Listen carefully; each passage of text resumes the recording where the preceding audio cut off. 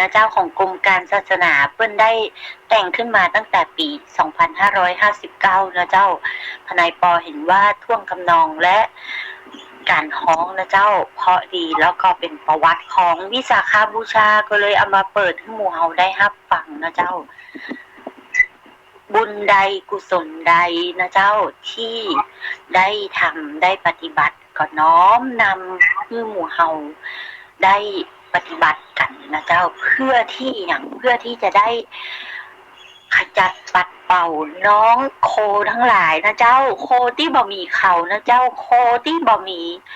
รูปร่างหน้าตาที่เฮาสามารถเห็นได้นะเจ้าเป็นโคที่เป็นภัยร้ายทางอากาศนะเจ้าเข้ามาทางลมหายใจแล้วก็เข้าสู่ปอดร่างกายเฮาทำให้เป็นเชื้อไข้หวัดแล้วก็จากนั้นก็เข้าไปทำลายปอดนะเจ้าตรงนี้ทนายปอก็เลยอยากให้หมู่เฮาระมัดระวังหนึ่งนะเจ้าอย่าลืมล้างมือนะเจ้าทุกครั้งอย่าลืมใช้แอลกอฮอล์ถ้าไม่ได้ล้างมือนะเจ้ากรณีที่ยังไม่เป็นโคโรนานะเจ้ายังไม่เป็นไข้ยังสุขภาพแข็งแรงดีนะเจ้าใช้ผ้าปิดปากธรรมดาได้นะเจ้าแต่กรณีที่ร่างกายนะเจ้าเริ่มไม่สบายนะเจ้าต้องใช้ผ้าปิดปากแบบของคุณหมอนะเจ้าแบบกรองอากาศแบบ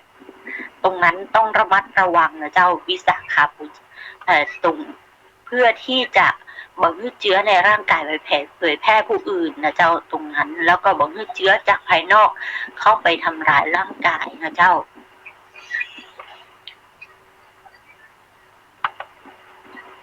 ไก่ย่างทรงเครื่อง5 ดาวพอดีค้นหาเพลงที่จะเปิดต่อไปแล้วเสียงไก่ย่างทรงเครื่อง5 ดาวมันก็ขึ้นมานะเจ้าเป็นเรื่องอาหารนี้เป็นเรื่องจำเป็นต่อร่างกายเป็นเรื่องที่เราต้องระมัดระวังนะเจ้าทุกคนมองเห็นว่าเป็นเรื่องธรรมดาที่จะกินอย่างก็ได้นะเจ้าเข้าสู่ร่างกายมันเป็นตัวฉันจะกินอย่างใดก็ได้จะเลือกอย่างใดก็ได้จะกินหวานมากอย่างไรก็ได้จะกินของส้มอย่างใดก็ได้จะกินของเค็มอย่างก็ได้มันก็ตัวฉันร่างกายของฉันปากฉันแต่ท่านอย่าลืมว่าในการกินนั้นนะเจ้าบั้นปลายของการกินผลการกระทำของการกินนั้นมันจะส่งผลต่ออย่างพ้องนะเจ้าเท่าหวานเกินสมควรช่วงเวลาหนึ่งสิ่งที่ตามภัยร้ายที่ท่านสร้างให้กับร่างกายก็คือเบาหวานนะเจ้าถ้าเบาหวานผลของเบาหวานก็คือบาดแผลรักษาบ่หายนะเจ้าบาดแผลกลายเป็นเน่าติดเชื้อตรงนั้นระวังตัวนะเจ้าความเค็มใครบอกว่าเกลือบ่มีโทษต่อร่างกายเกลือมีโทษเจ้าเกลือมันดูดน้ำเข้าสู่ร่างกายเป็นจำนวนมากนะเจ้าเมื่อดูดน้ำเข้าสู่ร่างกายจำนวนมากทำให้เกิดอาการบวมนะเจ้าไตพังนะเจ้าอ้าวแล้วกินเปรี้ยวก็ได้ไม่ต้องกินหวานไม่ต้องกินเค็มเปรี้ยวนะเจ้ากินมาเป็นเวลานะเจ้าสิ่งที่ตามมาก็คือกระเพาะอาหารนะเจ้าแล้วนี้ฉันจะกินอีกอย่างนะ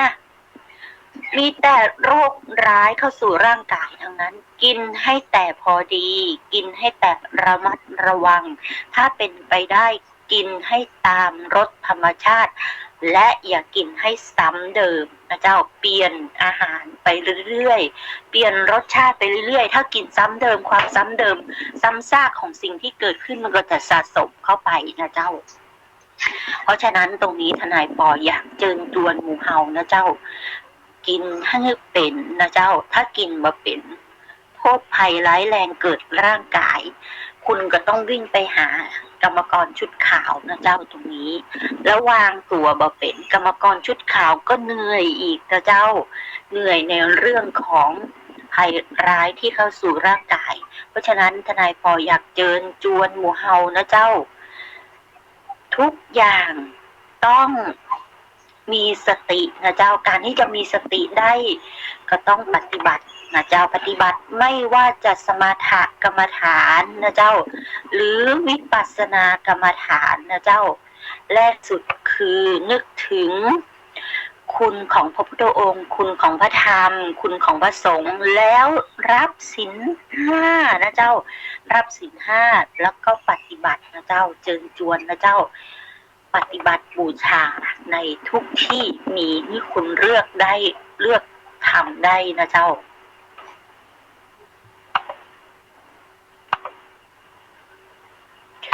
อย่างในเชียงใหม่เฮานี้นะเจ้า